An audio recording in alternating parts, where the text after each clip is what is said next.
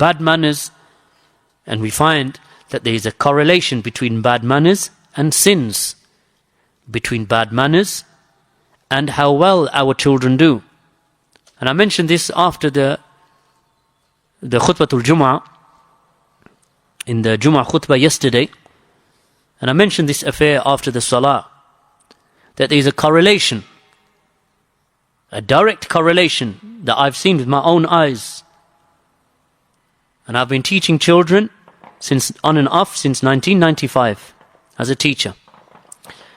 And there's a direct correlation between the manners of the child and his good upbringing, his politeness and how he treats elders.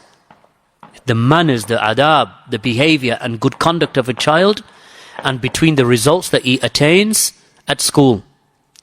Between the manners of the child and the sins that he falls into later on. The more well-mannered a child is, the better manners that a child has, the better conduct that he has, the better behavior that he has, then you find that in his teens, the less sinful he is. That's a direct correlation. And between the good manners that he has as a child growing up at the age of 6 and 7 and 8 and 9, at that age, if you find that that child has been taught good manners at that age, you find also that later on he knows now how to conduct himself in the classroom, in front of the mudarrisin, in front of the teachers. And I'm talking just about general education, not just Islamic education, also secular education. That there's a direct correlation between that and between ultimately his GCSE results or her GCSE results and their A-level results. Because Islam and the way that Islam is, and the manners of Islam and the adab and the character, how it develops in Islam right from an early age, that if they are not corrected in their young years, in their early years, then you see the evil results of that bad cultivation by the time they're 15 and 16.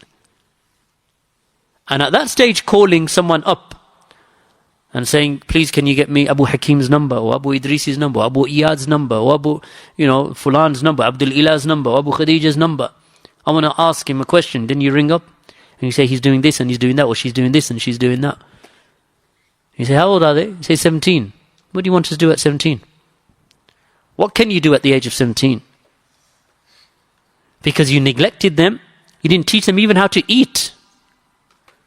You didn't even tell them how to raise their trousers above their ankles when they were younger.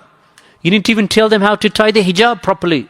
So hijab is falling off as they walk in the street because you never taught them. And then your argument is, I was too tired because I was vacuuming the carpet. Too tired because I was wiping the windows. What about the cultivation of the children? What about educating the children? Too busy polishing. Too busy with your own lives, too busy shopping. You didn't educate and cultivate your children.